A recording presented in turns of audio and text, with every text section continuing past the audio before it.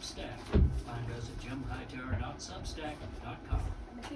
The time is 8:31. We've got 56 degrees outside right now, and all week long you've been hearing us play the music of Dennis Liddy and L.V. Miller as we tell you about this weekend, where teen musicians and dancers in Teague-Naquilla, we can double check my pronunciation in a second on that, will be joined by members of teen fiddle groups here in Maine.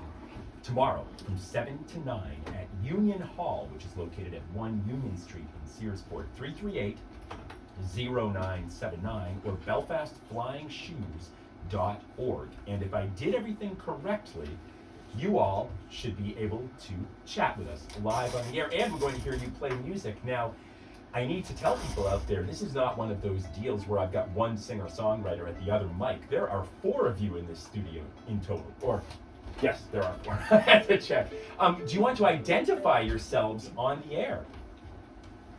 Let's see, these mics are all open now. Okay. So I'm Dennis Liddy and I'm playing fiddle this morning, and we have Anna Howard here beside me on concertina and a harp. And then to rub it in we have a second harp, and this is Aisling Maroney, sometimes anyway. And she has a flute with her on the floor. And then over here we have Kaylani Queeve on the concertina, who is madly in love with her mother. I mean, that's good. Maybe we'll delve into that later. That sounds like a psychological line of questioning we should go down. Well, you're all here, and we want to say that you are all members of this, and please, you are not offending me or insulting me if I say this wrong. Teague-Naquilla, is that the way to pronounce it? Keep in mind, I've got the American accent. Is that fine? Okay. So you are all members of that group, and you've come in this morning live in the studio, and you've got a very busy weekend ahead, so we really appreciate this. Do you want to give people a taste of what you all do together right now at the beginning of our chat? Yeah, absolutely. We're going to start off with a couple of slip jigs. The first one, which is my voice, is called Elizabeth Kelly's Delight, and it's an old concertina tune from West Clare. And the second one then is a tune called The Emigrant's Jig, and we're going to start off with the concertinas. Yeah? Teague-Naquilla live in our studios.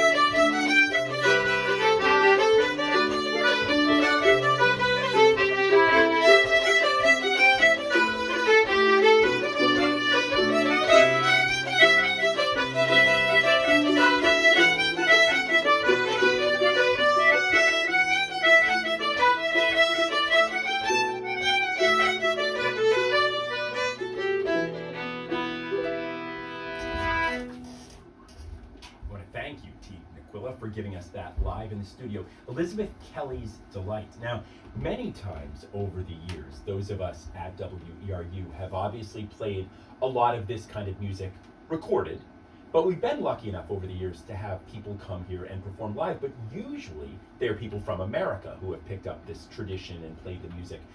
But you are playing it. You are direct from Ireland playing it here. So I have to ask the question, is this part of a repertory as you grow up in Ireland? Is it, I've been there, but is there a tradition of teaching you this music, or did all three of you college-age women just seek this out? Or was it something from the beginning that you're just taught?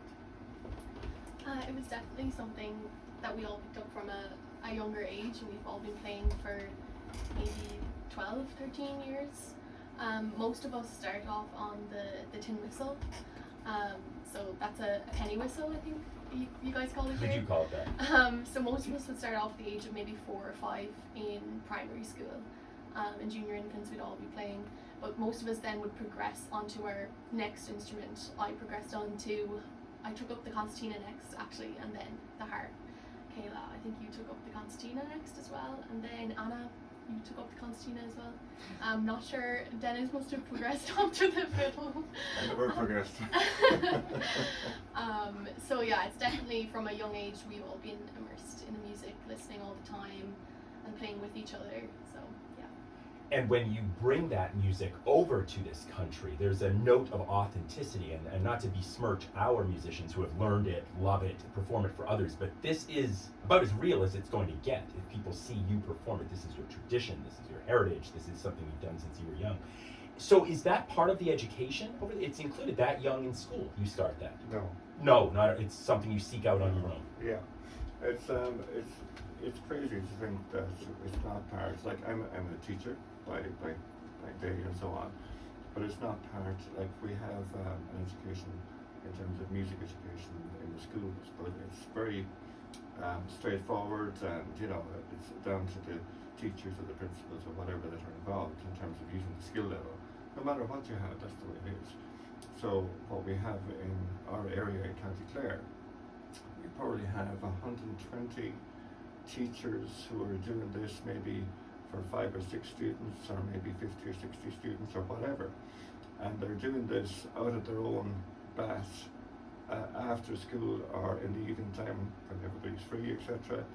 And this is a tradition that's been building very solidly in the last 20, 30 years in particular. And now we're seeing this explosion of young talent like these 3 fantastic girls as well.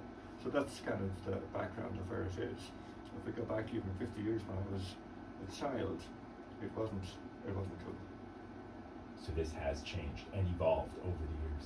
Yeah, it's still not very cool, I would, but it's a way cooler than, depends on who you're talking to, I suppose, And you're reaching a crowd that thinks it's cool right now. So a receptive audience awaits. And they're out there listening both on the radio and the internet now. So people could be tuned in from around the world. Well, from home anyway, for sure. Better say hello to the gang in Clare. Yes, County Clare. So could you give us another number, now that we've seen you live and you cohere very well, what would be up next for a second song? Or track, I should say. So we're going to go to the harps this time, and I'm going to leave it open to these 2 ladies to see what comes out. What are you going to do, Anna? Carolyn's Cup, and then I think we're going into the new and old copper plate then altogether. Okay.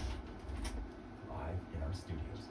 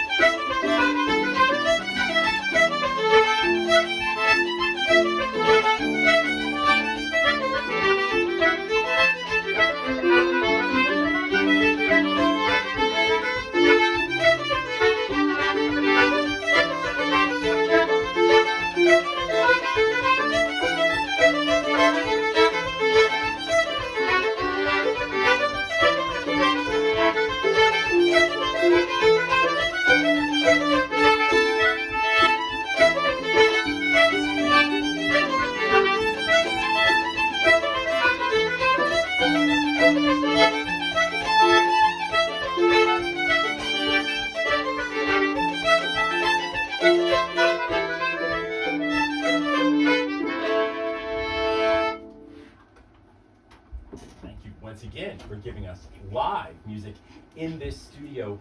You all are from County Clare? Yep. Yeah. When I was lucky enough to go to your country 19 years ago, I never made it there. I was I think everywhere else, but but I did not go there. So for those of us listening right here who don't have the greatest geographical sense of where that is in Ireland, do you want to educate our listeners about where County Clare is? Well, Clare is on the west coast. I think it's all of our favourite part, anyways. But I'm from Bearfield, and Dennis was a teacher in my school. So I know we were saying that it's not taught in school, but I was very lucky growing up that I got to go to Missile after school, and then when it was concertina, we did groups and flags and competitions after school. So that was really, important in my music growing up, and still is. Obviously, it's right here. And Aisling, you grew up kind of near further away, but then joined us then. Halfway to America. It's kind of a running joke. Aisling had to travel an hour, and I had to travel 2 minutes to practice in the morning. So I was always the latest one. I was always the last one there. But then Kayla's from Quinn, so it's not too far away. So yeah, we're all from not too far away. And I have to ask, is this your first time in this country? No. No, you've been here before. It's my first time. Yeah. I haven't been here before. My voice is gone. I was in South Carolina about 9 years ago with Dennis, so I was the youngest then, and now I'm the oldest. But no, I vivid memories from it. Like, it's far away from here, I suppose. I'm not sure, but it's very similar. Like, I was here at the same time of the year, so it was like very similar. Isn't like it was awesome. It was lovely, but I was very young, so I don't remember it that much. So it's nice to come back again for the same reasons, music. What I discovered when I was in Galway on the shore, it looks like the rocks that are on the western shore of Galway connect with Scudic Point up here in Maine. It almost looks like they were just attached at the beginning, and when the continents drifted, that's where we met. So I've always thought there's a common link, obviously, between our countries. There's so much connection that we have, and music has been an incredible way to bridge the gaps between countries and cultures. And I'm sure you're aware, our local community has a main Celtic celebration every July in Belfast, named for yet another Irish city. And that's a huge event each summer that many people go to for a whole weekend of Celtic music here in Maine. Yeah. Well, we love that you're here live, and I think we can squeeze in maybe a couple more numbers if you want to tell us what we're going to hear next. We're going to do a couple of jigs, yeah? The first one is the Rolling Wave, and obviously, nice connection between the two countries. And the second one is the one that I love to play at weddings. It's called I Buried My Wife and Danced on Top of Her. Yeah, that sounds like a great matrimonial number. Yeah, it's one of those stupid jokes, yeah, I know. Here we go. 2, 3, 4.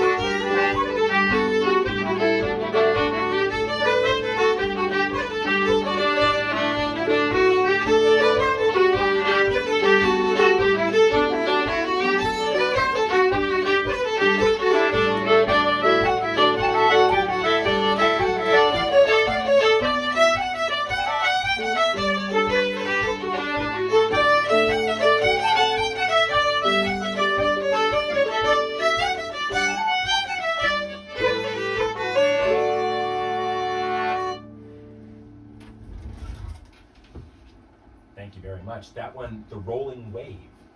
Rolling Wave and I Buried My Life. Right. I almost didn't want to say that again, but thank you for sharing that. So I need to ask, as somebody who's been at this radio station for over a quarter century and has seen so much interest in Celtic music here, both on our weekly program, New Potatoes. It comes your way every Sunday from 4 to 6. 2 hours of this music, rotating cast of DJs host it. But can you, and this is a big question, so I waited until you were warmed up to ask this, but why do you think there is so much interest in this form of music? Any ideas from people who study the music, make the music? Perhaps we ask the teacher this one, Dennis Liddy. Why do you think this music resonates with people in 2024 in this country? Any ideas? I think it goes back way further than here and now, I suppose, because if I think back in terms of when I first started playing music, we were in awe of all of the people that used to come over, all the Irish Americans that came over from New York, Chicago, Boston. Year after year they'd come over to the Flags and they would have their big shiny bass drums and fancy piano accordions and violins instead of fiddles and proper flutes and things like tuning.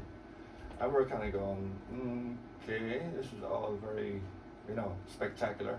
And we'd want to be kind of involved with something like that from our end. This was going back to the 70s when Ireland did nothing really in terms of, we didn't have money, we didn't have anything. Transport, we hardly had an airport at that point. And so things have come on from then. And I think what's happening is that there is so many, I suppose, political things going on in the world at this stage that it's nice for Ireland to kind of stay in the middle of all that and steer away and say, hang on a second, we're not very good at politics in Ireland, we're not very good at a lot of stuff, but we are good at preserving our culture. It's something that has been handed down to us, not on a plate, but has been handed down literally note by note, language, storytelling, dancing, singing, and particularly our music. So I think what has been handed down and has stood the test of time is only getting stronger. People like, these ladies here, they're going to be representing our culture for the next 50, 60, 70 years, depending how long they keep going, I suppose. And this is the hope from my point of view, is that all the work that we're doing in County Clare is going to be spread around the world by these three and hopefully the other 20, whatever it is we have at home, still sleeping in their beds. And this will inspire them. When we come here, like last night, we had a fantastic session of music. Everybody was welcoming, and I think what's happening is that people are listening. They're trying to get off the phones, they're trying to get off the social media, and they're trying to say, hang on a second, radio is powerful. Irish music is powerful, but it's about the acoustic and the tradition and handing it down and just having a listen, even if it's only having a pint or a chat or whatever, that this is normal human interaction. And that's something that we have fundamentally shifted from right across the globe, and something that we need to kind of go back to our roots, if you excuse the expression. But I think that's what is beginning to happen for some people. They're waking up and they're saying, hang on, this is going too far. The climate is going too far. The world is going too fast. We're all on our phones, maybe just play a tune and come on. Yeah, as somebody who doesn't partake of that idiot lantern thing, I heard that term the other day for this. Yeah, that's I've avoided it as long as possible and will continue to. So, and many of us who are movie fans know that we need to find Sarah Connor quickly, you know the reference, before things go too far.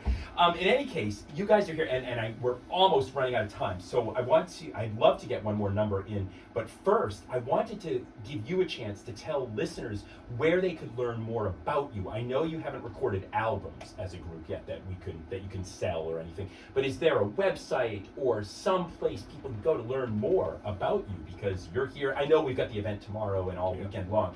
But is there somewhere you'd like people to follow you or learn more about you? Yeah, I'm on Instagram and Facebook, Dennis Liddy Fiddle, and we're starting to put together a little Tigniquilla Instagram as well.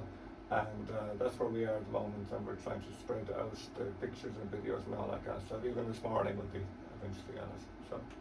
And you don't need filters, just to let you know. You're all good. Okay, and yeah, what should we hear as we say goodbye this morning? We're going to play a little tune, and it's going to be a reel, and the reel is going to be the Giovanni's Goat, right?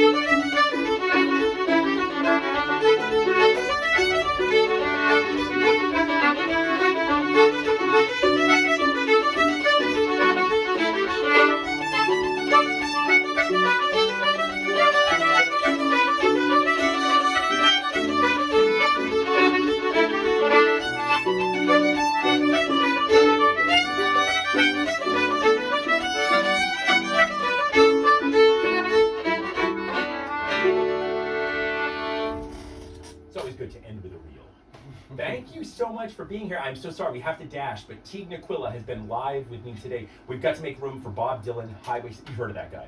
Highway 61 is up next. It's a complete hour of music by Bob Dylan. It's pre-recorded by Dr. Four. Once again, Teague Naquilla will be in Searsport tomorrow night. More information at belfastflyingshoes.org. Thank you all for journeying over earlier this morning. Thank you. Sorry, I went past 9 o'clock, but you're just so good. Like, you know, I couldn't help. Wow, well, thank you for coming over and doing. I know it's early for, although your jet lag would be, this wouldn't be so early for you because you're on Irish time, right? So, yeah, this is like lunchtime. Or this isn't. But how did you draw the short straws to have to wake up? How come all the others get to sleep? Really old people. Is that why? Yeah. That's why.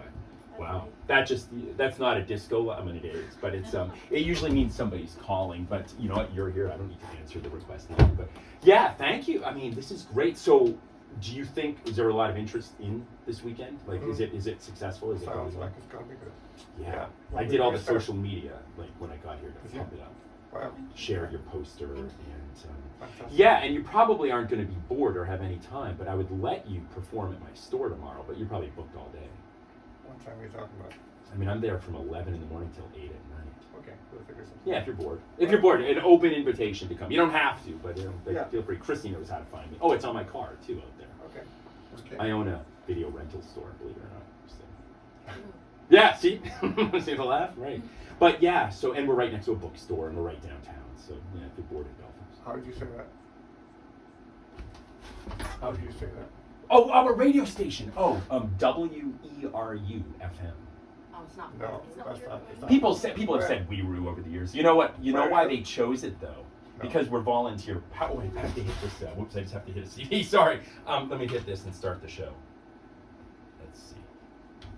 Good morning. There, that's all. Welcome. So, when they were first starting this radio station in 1988, you have to apply for 4 letters beginning with W if you're a radio station, and you can't use letters somebody else has. There were a few combinations, and somebody looked at that and said, this was going to be a volunteer-powered radio station where everybody gets to do a show who wants to do a show. You don't have to be a DJ. So they were like, we are you. Oh, any of us could be DJs. So that's why they chose that. And here we are 35 years later, so it's, but it's WERU. People say WERU, and people say, but it's officially WERU. Or we were calling it was, where are you? Oh, I never thought of that. You know what, I have to tell you a funny story. I was in Dublin, I don't know, 19 years ago, and I remember going to a pub right around the corner from my hotel the first night. And these guys talked to me for an hour, and I couldn't understand a word they were saying. I always think, we speak the same language. But these 2 guys in this pub were drinking and talking, and all I made out in 60 minutes was Clint Eastwood and golf. I couldn't understand a word they were saying. I was like, what are they? But, so the pronunciation thing, that makes a lot of sense. Sorry, so speaking English. Yeah, we all do speak the Queen's English, right? Oh, God. I don't know about that, but yeah, I loved I went there after a heartbreaking breakup or whatever, and the Irish people were so empathetic. Like, I didn't have to tell anybody. That from the minute I landed, people were just kind of drawn to me and tried to make me feel better. I didn't even ask, but it's like people sensed there was some sort of, why is this guy here in January for 12 days, and just I saw, Dublin.